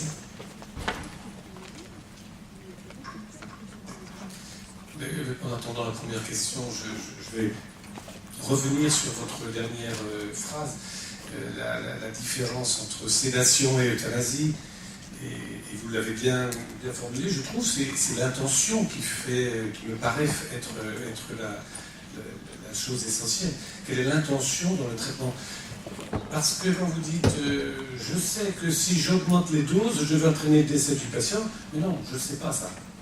Je ne sais pas, professionnel de la santé, peut-être pas assez de la pharmacopée, mais je peux utiliser des doses de plus en plus fortes qui parfois moi-même me laissent absolument, je vais rester poli, mais quand on est à 2 mg/h de morphine, on dit bon, 5 mg ça va être beaucoup, et puis il nous arrive d'utiliser des doses de 50, 100, 150, 200 mg/h de morphine, et le patient est toujours là, il est toujours debout, il se promène avec ses perfusions, parce qu'il n'y a pas que de la morphine, il a aussi de l'hypnovel, à des doses de 0,5, 1, 2, 3, et je pense à ce fameux patient, il était à plus de 35 mg/h de morphine. Et il était vivant et indépendant. Donc c'est pas la dose qui va faire l'euthanasie. Et quand je vais utiliser une sédation, est-ce que j'ai une intention d'entraîner le décès du patient ou est-ce que j'ai l'intention de supprimer un symptôme d'inconfort pour le patient, que ce soit un symptôme de douleur ou un symptôme de souffrance psychique. Donc je crois vraiment que cette notion d'intention, alors j'ai pas compris la notion de droit entre le meurtre, l'homicide ou l'assassinat, quand il y a intention, quand il n'y a pas intention, peut-être que vous pourriez me préciser ça, mais ce mot d'intention me paraît être l'essentiel. Voilà, c'était pour attendre la première question. S'il n'y en a pas, M. Viala me répond sur le meurtre, l'assassinat, l'homicide. Non. Si, je peux répondre sur ça, il n'y a pas de souci. Alors, tout acte homicide peut être, bien entendu, sanctionné sur le plan du droit pénal. On est dans le droit pas drôle. C'est le droit des larmes et du sang. Le droit pénal, c'est le droit répressif. Finalement, il y a 3 éléments, très rapidement. Un élément légal, il n'y a pas de peine, et le droit pénal n'intervient pas s'il n'y a pas un texte. Donc il faut qu'un texte incrimine ou correctionnalise. Il faut un deuxième élément, il faut l'élément matériel. Il faut qu'il y ait un acte de commission. Il y avait un interdit dans la loi et l'acte a été commis. Et puis il faut un troisième élément, qui est l'élément moral, avoir eu l'intention de commettre l'infraction. S'il n'y a pas eu l'intention de commettre l'infraction, l'infraction elle-même n'est pas constituée. Et ce serait trop simple, parce qu'il y a des infractions non intentionnelles. Et donc, si vous avez un acte homicide que l'on va pratiquer médicalement, il y a une concertation en équipe. En droit, ça s'appelle la préméditation. Sur une personne vulnérable, par une personne ayant autorité, un médecin. Ben, c'est ce qu'il y a de plus lourd dans l'arsenal juridique, ça s'appelle un assassinat. Et c'est pour ça que certains disent, mais ne nous autorisez pas à le faire, d'abord parce que tout le monde n'a pas le droit, n'a pas envie de le faire, et puis on préfère effectivement être dans cette frontière entre l'affiche et le mur, parce qu'il n'y aura jamais eu d'intention. Et donc, l'élément moral de l'infraction ne peut pas être constitué. Et si il manque un des éléments constitutifs de l'infraction, il n'y a pas d'infraction. Alors j'ai passé 12 ans chez les jésuites, c'est peut-être ce qui explique que je suis assez à l'aise avec ça. Il y a un élément aussi qui est très important, qui apparaît très bien, c'est assez bien écrit dans l'avis du CCNE. Il y a un élément très important qui est la temporalité. Pour les équipes et pour les accompagnants, c'est que le temps qui est donné, y compris dans ces moments-là, c'est un temps important. L'injection massive pour arrêter un troupeau de mammouths en rut, c'est une chose, ça va être immédiat, effectivement. Mais la prise en charge dans une temporalité plus ou moins grande, elle a du sens parce qu'elle fait sens. Alors, chacun s'arrange comme il veut avec ce sens à donner. Puis il y a plein d'autres questions. Moi, je vais en poser des questions si personne pose des questions. J'ai été interrogé dernièrement dans des travaux parlementaires belges, puisque vous savez que la Belgique va modifier sa législation pour ouvrir la possibilité de l'acte homicide médicalisé, euthanatos, aux mineurs. Parce que la fin de vie, ce n'est pas une question seulement de personnes âgées. Ça commence en néonatalité. Et on était interrogé sur la question du deuil après euthanasie. Intéressant, hein, le mort, après la mort. Comment on gère pour les équipes, comment on gère pour les proches, le deuil d'un enfant, d'un bébé, après euthanasie. C'est pas la même chose que d'avoir accompagné pour le grand poète français et hollandais Dave, sa maman. En phase terminale, là il s'agit d'un enfant. Ben, les deuils ne sont pas les mêmes. Et donc il y a vraiment un questionnement, va-t-on l'ouvrir aux mineurs? La réponse oui, le Parlement belge va légiférer. Mais pourquoi seulement sur des affections graves et incurables et somatiques? J'accompagne des associations de patients en psychiatrie. Au nom de quoi refuserait-on, si on ouvre les textes,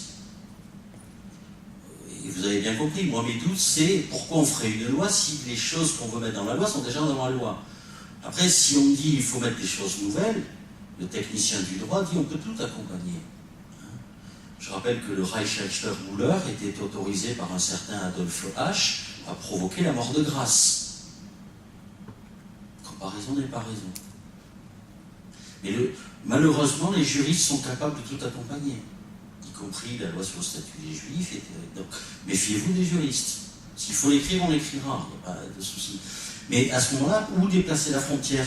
On se contente du somatique ou on va aussi sur le psychique et le mental? Et les patients qui souffrent de maladies mentales sont des patients qui souffrent. Et certains sont en demande, on l'a vu dans l'affaire Grosse contre Suisse, sont en demande d'arrêt de vie sur des affections mentales chroniques. Et là, en France, on dit non, ça c'est pas possible. Pourquoi? Parce qu'ils ne peuvent pas avoir de consentement éclairé. Et saint Thomas d'Aquin disait le consentement, l'acte de volonté présuppose un acte intellectuel. Consensus voluntatis est actum qui praesupponit actum intellectus.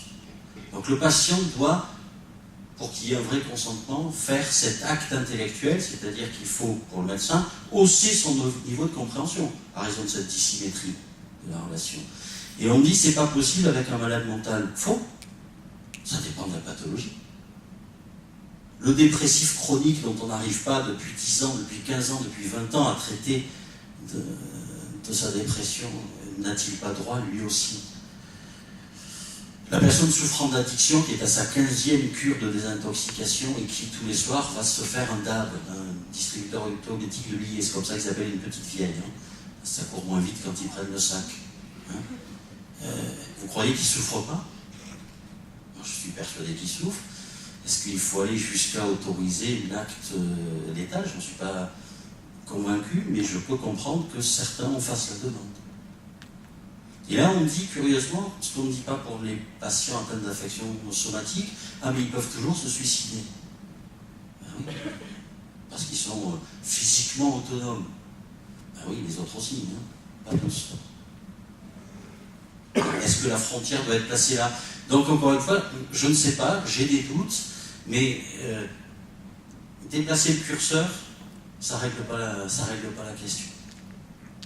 Et c'est bien le problème. En même temps, moi je serais ravi qu'il y ait une nouvelle loi parce que ça va me donner du travail. Et je pourrais faire un bouquin et devenir très riche. Je ne fais pas ce métier pour ça.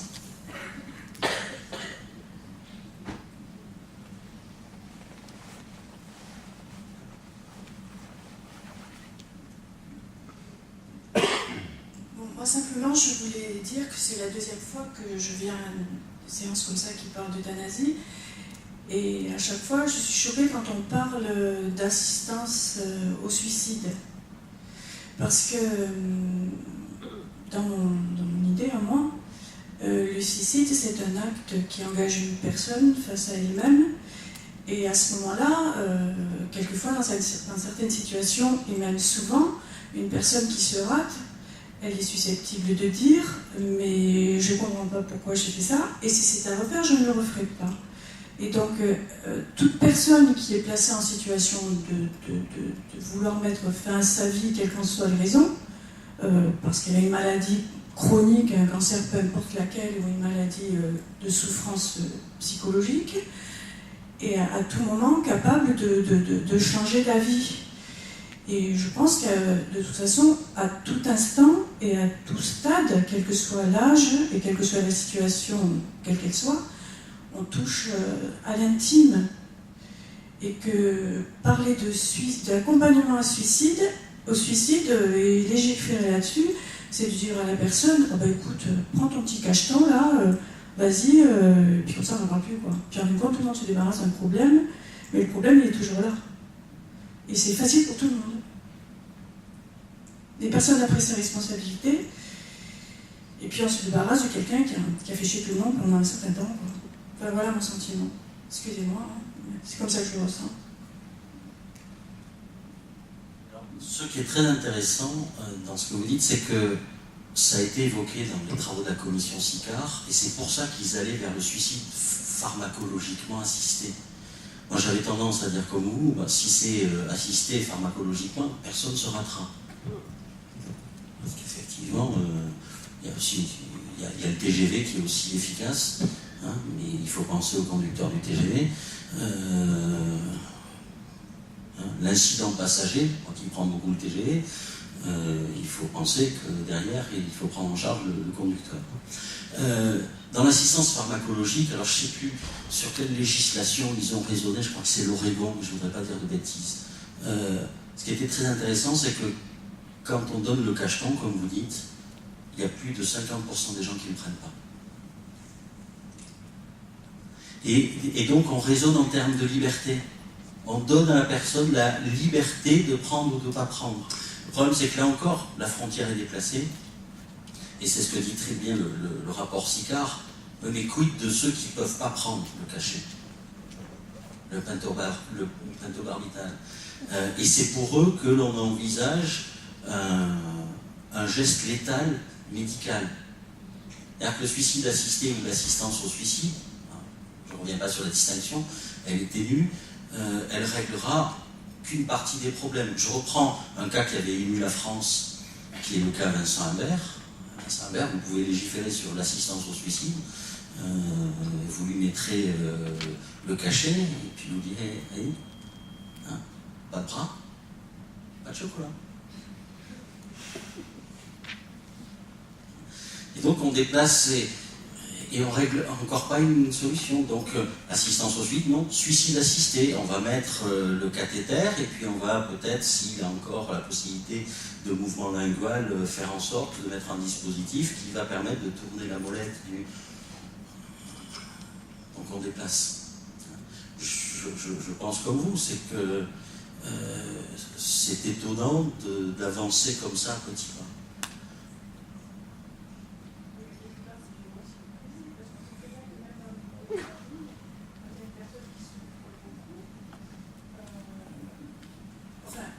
Au niveau, dans les familles, quand ça se passe dans l'intimité, enfin moi je sais parce que j'ai eu le cas dans ma famille avec mon cousin qui était handicapé mental et moteur, qui a été atteint d'un cancer de la vessie, qui souffrait horriblement, c'était atroce, il souffrait.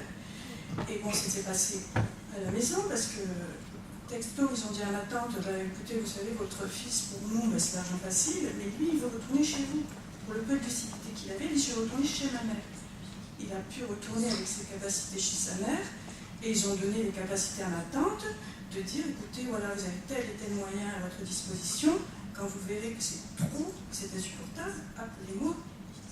Mais c'est vous qui ferez les choses, en famille, dans la dignité. Ils ont convoqué ma cousine, et ça s'est fait en famille, dans la dignité. Bien sûr que quelque part, ma tante s'est toujours posé la question de dire, mais quelque part, oui, peut-être que j'ai tué mon fils, j'aurais peut-être dû attendre que les choses se fassent naturellement. Mais quelque part, c'était devenu inhumain. Donc, moi, je suis d'accord avec vous pour dire que la transgression, oui, c'est vrai, et qu'on en parle trop, et qu'il faut laisser peut-être des gens mourir tranquilles. Voilà. Que les choses se passent simplement, et puis humblement, quoi, et dignement. Enfin, je sais pas. C'est vrai qu'on est allé vite, hein, nécessairement. Il y a des mots qui ont disparu, hein. Mort naturelle. Même à 97 ans, on doit vous donner un nom sur la mort. Hein. Il est mort d'un arrêt cardio-respiratoire. À 97 ans, il est mort de mort naturelle. Alors après, on ne va pas s'échanger des douleurs et parler des cas que l'on a connus, mais symptomatiquement là, je ne sais pas à quelle époque c'était, mais si c'est après la loi Leonetti, c'est très probablement et non volontairement qu'une équipe, parce qu'elle ne la connaît pas, décide de ne pas appliquer un texte. Là, il y avait des choses qui étaient possibles, qui n'ont pas été faites, et effectivement, on ponce Pilate et on se débarrasse sur une famille. C'est pas ce que dit le texte. Et dans ce genre de situation, la loi d'ores et déjà permet de faire énormément, sans se défausser. Et je conçois qu'on ne soit pas d'accord, convaincu qu'on ne doit pas se défausser sur les familles. c'est ingérable après. Et je conçois aussi que l'on demande qu'il y ait des clauses de conscience qui puissent être insérées dans les textes à venir, parce qu'un médecin aussi peut avoir le droit de dire, moi je suis désolé, je n'ai pas fait ces études-là pour ça. Et je peux concevoir que des gens aussi disent, on ne demande pas aux familles de le faire, mais moi je suis prêt à le faire. Donc encore une fois, toutes les situations existent. C'est pour ça que je dis, n'en demandez pas trop au droit. Il n'est pas capable de tout régler. Je reprends un exemple qui, moi, me frappe, qui n'a rien à voir avec le débat d'aujourd'hui. Il y a quelques années, on s'est aperçu, et c'était vraiment très nouveau dans notre société, que les chiens mordaient. Réaction de l'ancien président de la République, on va faire une loi. Est-ce que la loi a empêché les chiens de mordre? Toujours autant de morsures de chiens, sauf qu'il y a eu une émotion à un moment de la société, une émotion populaire, pour des agressions de pitbull et autres. C'est quoi le chien qui mord le plus en France? C'est le labrador. Pourquoi? Parce que c'est ceux qui sont le plus nombreux, tout simplement. Est-ce qu'on règle la question de la morsure du chien dangereux par une loi? La réponse du juriste, c'est non. Il faut éradiquer les maîtres. Alors, l'animal est une chose, mais la loi de 79 dit que c'est un être sensible. Donc il y a cette catégorie intermédiaire qui est en train de naître. Oui, c'est simplement pour répondre à la première intervention qui c'était. J'avais pas qui était intervenu. En premier. Ah d'accord. Oui, on peut toujours dire l'expérience des gens qui finalement se sont ratés en se suicidant et qui après l'ont regretté, se sont mis après à vivre, etc. Montre bien que dans ce cas-là, l'argument essentiel, comment on peut tenir le même type de raisonnement en disant finalement il faut que les personnes elles puissent attendre encore, etc. Parce que peut-être qu'on va faire une découverte en médecine, etc. et que pour le moment on n'avait pas ce qui permettait de la soigner, mais attendons encore un peu, on va trouver le moyen de la soigner. On voit bien que dans tous ces cas-là, ce qu'on priorise, c'est la vie. C'est-à-dire, on met la vie comme une valeur absolument essentielle. C'est au nom de la vie recouvrée du suicide raté, par exemple, ou au nom d'un progrès médical, disons, à venir, qu'on va faire en sorte de raisonner de la manière suivante. Donc, il ne faut surtout pas aider quelqu'un à se suicider, ou il faut attendre pour pouvoir le soigner mieux que maintenant. Par contre, si on prend le raisonnement, disons, inverse, c'est-à-dire, si ce qui est intéressant, c'est pas seulement, disons, la vie, c'est la question de liberté. Peut-être que la personne qui s'est ratée, à ce moment-là, disons, de sa vie, elle le voulait vraiment, et que c'était ça, quelque part. Est-ce qu'on va m'empêcher de me marier? Je fais des raisonnements, c'est la philosophie éthique. Est-ce qu'on va m'empêcher de me marier parce que je m'apercevrai après, finalement, que je m'étais trompé? Non, on exerce à un moment donné, disons, sa liberté, parce qu'on pense qu'en fonction, disons, de son itinéraire de vie, voilà la décision, quelque part, disons, que l'on doit prendre. Donc, est-ce qu'on doit subordonner, finalement, l'éthique à la notion de la vie comme valeur suprême, ou à la notion de liberté comme valeur suprême? Il me semble que c'est là, véritablement, le fond du débat.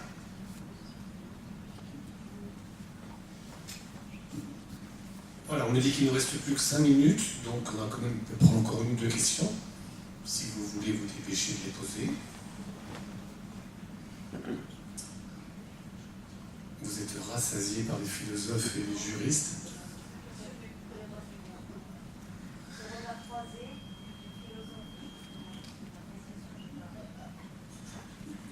Vous nous avez trop donné à réfléchir, mais je pense en effet que les regards croisés sur des problèmes aussi importants que cela donnent des ouvertures particulières et je crois que c'est une richesse extraordinaire. Ce que je voulais dire aussi, c'est qu'on ne peut pas attendre que les réponses soient écrites dans des textes, qu'on aura toujours à faire un questionnement qui vienne interroger l'humain dans ses valeurs, dans ses fondements, qu'on ne pourra accepter sans doute que d'être éclairé un petit peu mieux par rapport à ça. Mais je suis d'accord sur votre curseur, hein. Je suis absolument d'accord. Ça me fait très peur, les mineurs et tout ce dont vous parlez. Comment ils vont réinterroger le conceptement éclairé. Écoutez, c'est un autre débat. Merci en tout cas à vous. L'éthique, c'est toujours quelque chose de personnel. C'est la recherche, disons, d'une vie bonne, quelque part, disons, pour soi. Et donc, quelque part, ça engage, quelque part, ma responsabilité. Personne ne peut décider éthiquement, disons, à ma place. Mais, ce qui est intéressant, disons, dans l'éthique médicale, c'est qu'on se rend compte que son point de vue, c'est quand même un point de vue qui est toujours subjectif en fonction d'une échelle individuelle, disons, de valeur, d'où l'intervention de la collégialité. Parce que je trouve très intéressant, disons, au comité d'éthique, c'est que précisément, je peux avoir mon point de vue, mais je peux avoir aussi à le nuancer, et c'est votre idée, disons, de croisement, parce que je viens d'entendre d'autres points de vue. Moi, par exemple, j'ai beaucoup évolué quand les médecins palliativistes m'ont dit, quand quelqu'un demande à mourir parce qu'il souffre, si on arrive à soulager sa souffrance, ben dans un grand nombre de cas, la demande de mourir s'arrête. Ça, c'est quelque chose qui m'a beaucoup fait, disons, réfléchir. Au fond, vous voulez mourir parce qu'on souffrait, quoi. Mais vous supprimez à ce moment, disons, la douleur, ben, la demande cesse. Donc, c'est cette idée que dans l'éthique concernant la vie et la mort, il faut quelque part de la délibération, de la collégialité, du croisement des regards. Ça me semble absolument nécessaire. Et de ce point de vue, c'est une grande sagesse, parce que tout ce qui a été dit déjà, et tout ce qui changerait un petit peu, irait quand même dans le sens d'une collégialité, si j'ai bien compris, accrue. Alors, vous disiez, ça peut avoir un danger, la collégialité accrue, c'est la dilution de la responsabilité, disons, individuelle. Voilà, bon, certes. Mais l'expérience m'a montré que plusieurs avis valent mieux quand même qu'un seul. On est plus intelligent quelque part à plusieurs. Peut-être que l'éthique demande à la fois de la sensibilité et de l'intelligence. Et cette articulation entre l'intelligence et la sensibilité, qui fait qu'au finalement, on est un être humain. Monsieur Kéravé, avant de vous, est-ce que vous pouvez nous faire un scoop aussi sur la loi qui finalement devait pas être, et puis qui va peut-être être, et qui peut-être n'est plus? Est-ce qu'il y a des scoops à ce niveau-là? Ceux qui doivent partir, partez. C'est essentiel ce que vous dites, et je souscris entièrement. Plus il y aura de collégialité dans le processus de décision, mieux on se portera. Par contre, si la décision est collégiale, il faut que l'organe collégial soit responsable. Moi, je plaide, j'ai écrit, ça m'a valu quelques inimitiés, pour la responsabilité des comités d'éthique dans les avis qu'ils donnent. C'est facile d'être appelé, enfin c'est pas facile, hein, d'être appelé le vendredi soir en urgence d'aller au comité local d'éthique sur une difficulté à résoudre parce qu'il y a un clinicien qui a besoin d'une réponse et que la réponse elle est très compliquée. Puis on donne un avis et on va prendre l'apéro. Parce que c'est l'heure hein, quand même. On dort très mal, donc je force le trait bien entendu. Mais si la décision elle n'est pas prise par une personne et qu'elle est prise par la collégialité, il faut qu'à un moment la collégialité puisse être responsable de sa décision. Et ça c'est assez compliqué à mettre en place. Alors, rapidement, la loi, oui, non. Plusieurs problèmes. Je ne reviens pas sur les nominations récentes au CCNE, sur l'espèce de mousse qui a pris, mais il y a un problème. Qui est un problème qui a commencé au précédent quinquennat et qui se poursuit. Le précédent quinquennat, on n'a pas consulté le CCNE. Enfin, il. L'actuel, on le consulte surtout. Et il dit, à plusieurs reprises, je suis fonctionnaire, j'ai un devoir de réserve, donc je ne donne pas de nom. Hein, donc Nicolas Sarkozy, François Hollande. Le nouveau président dit, je respecterai l'avis du comité. Ah non. C'est pas le rôle du comité que de tracer la route du politique. C'est au politique de prendre ses décisions, parce qu'il est l'expression de la volonté du peuple, le Parlement.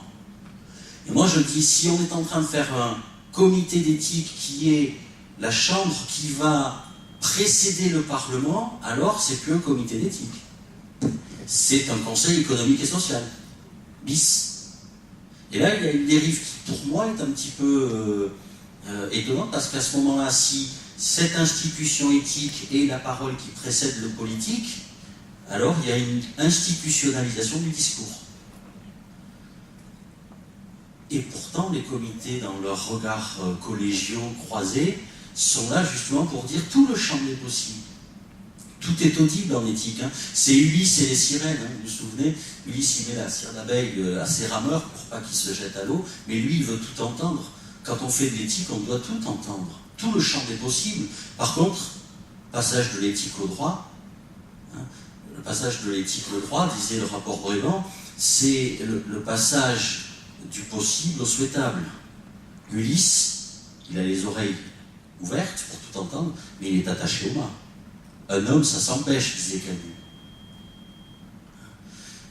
En éthique, non, je dois pas m'empêcher. Si je décide de ne pas écouter ceux-là parce que leur discours n'est pas audible, c'est plus d'éthique. Par contre, quand je passe au droit, il va falloir mettre des limites. Et si je donne au CCNE le rôle de nous dire ce qui va être légiféré, à ce moment-là, le CCNE risque de s'auto-censurer. Et ça, c'est le drame absolu. Et donc, toute institution a un risque de dérive d'institutionnalisation du discours. Si on lui donne une importance autre que celle qu'il a, je ne dis pas que le CCNE ou les comités locaux ou les espaces régionaux ne seraient pas importants, je dis leur importance n'est pas celle de dire ce qui sera, mais ce qui peut être. C'est pas mal ça.